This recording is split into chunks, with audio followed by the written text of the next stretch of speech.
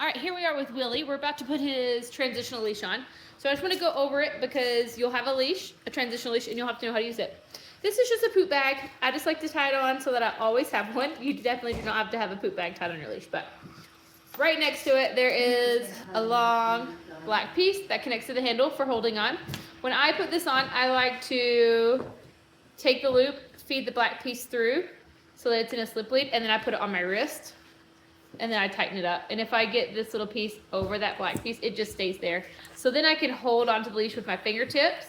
And if he pulls out, I didn't lose him. He's still attached to my arm. So that's just a personal preference. You definitely do not have to do that. But this end is the handle. On the other end, we have a big leash. Someone's excited. You can see this little O-ring right here. This is in a slip lead, right? So if I put this over Willie's neck, it can move up and down. This little piece right here is a keeper. If I push this button, it can move up and down the leash.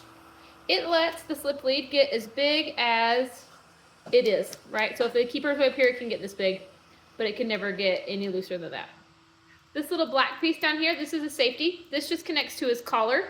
So if he ever got the slip lead off his neck, we have one more form of attachment. Attached to that little black piece is a figure 8. If you grab that piece in front of it, this is the piece that's going to go over the nose, and this is the piece that's going to go over the back, over his head by his ears. So always make it bigger than it needs to be. Again, I find that little figure 8, pull the nose piece off. So this back piece is going to go over his head, this front piece is going to go over his nose, and then we're going to cinch it down. So I'm going to go over his head first. I usually just kind of put my hand in it, Willie, so I can like grab his little chin, put it in, grab this, put over his nose. Stop looking at me. And then I cinch it down. Surprisingly, it's almost right in the middle, but you can see it's kind of off to one side. So to get it to be, I want it to be right up behind his ears, right here. So it's going to be set really high on his head. You can see it's kind of shifted off just a little bit. So to get it to go where I want it to go, I'm going to move the front piece the opposite direction and the back piece where I want it to go. So you can see now I'm offset too far this way. So I would go back the opposite way. This one's gonna go this way, this one's gonna go this way, and there. You can see we're right in the middle. Then I'm gonna push this keeper button, and sorry, I need 2 hands for it. I'm gonna push it down so that when I lift up that weight of an apple, I have about 1 inch give. And then when I let go, you can see how it just disappears. That's how he's learning. It's creating that pressure, and then as soon as I drop that pressure's released, right? So that's how that's working. And then I'm going to make sure I do my safety. It's this little piece right here, and I'm just gonna connect it to my collar. Sorry, my head's right in the mic. So I'm just gonna connect the safety to the collar. There we go. So safety's connected. In order to get Willie off the bed, if you remember, I have to give a tug on the leash. So I'm gonna give a tug on the leash, and that's the only way he's allowed to get off his bed. Otherwise, he should sit there calm, cool, and collected, which he's doing an amazing job at. So I can walk around, I can move, and his cue to get up is that tug. And he's generally pretty lazy when it comes to getting off the bed. There we go. And so sometimes it takes a couple tugs, and that's okay. I don't need to say anything or get more excited. I'm just gonna work on having him yield to that pressure. So as we walk through the house, the same rules apply. My hands are in my back pocket. We're working on a short but loose leash. We're gonna go on our walk now.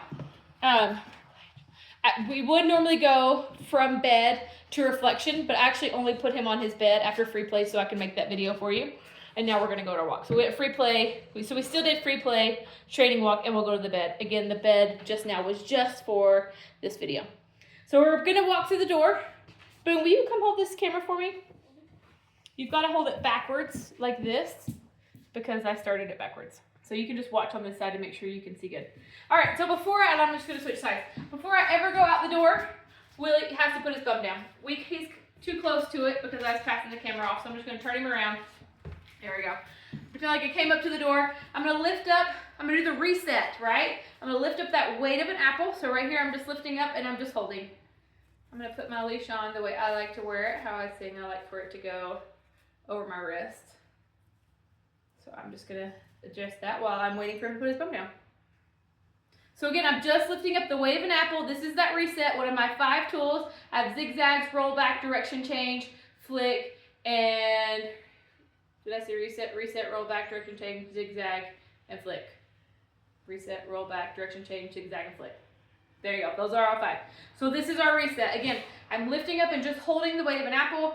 We're waiting to go out the door. He's got to sit every time we go out and then as soon as we're out. And so I'm just waiting on him to put that bump down. He's generally really quickly at the door. So it's interesting that he was not quick this time. But as soon as this button went down, my hand went down. We're going to practice opening the door. We put it a little bit more on him. Just tilt it, scoot back, and just like tilt it down towards Willie. Willie's not supposed to get up even if I walk through the door. Well, there he stood up, so I'm going to lift up that weight of an apple and have him put his bum back down. Even if I walk through the door, he's supposed to stay. I can walk in and out. And I want him to stay. Oh, there he stood up again, so weight of an apple. And so I'm just practicing going in and out the door. There we go. And him not moving. I want him to stay right there as I do whatever I want. And the cue for him to be able to come out the door is that tug on the leash. Once we get out the door, he has to put that bum down again. So I just lift up that weight of an apple until he puts his bum down. Again, this is that reset, and we're just having him put his bum down so that he's not rushing through a door, whether that's jumping on someone or running into traffic or whatever that is. I want the doors to always be a calm, cool, collected space where he can walk through with respect and calmness, so he's not hurting himself or someone else. Okay, once he's put his bum down, same thing. I should be able to walk circles around him. I just want him to be able to sit there and not do anything. Again, he doesn't get to move from this spot until I get that tug. I can walk forward and backwards. And his release, again, is when I get that little tug. Okay, you can turn it off.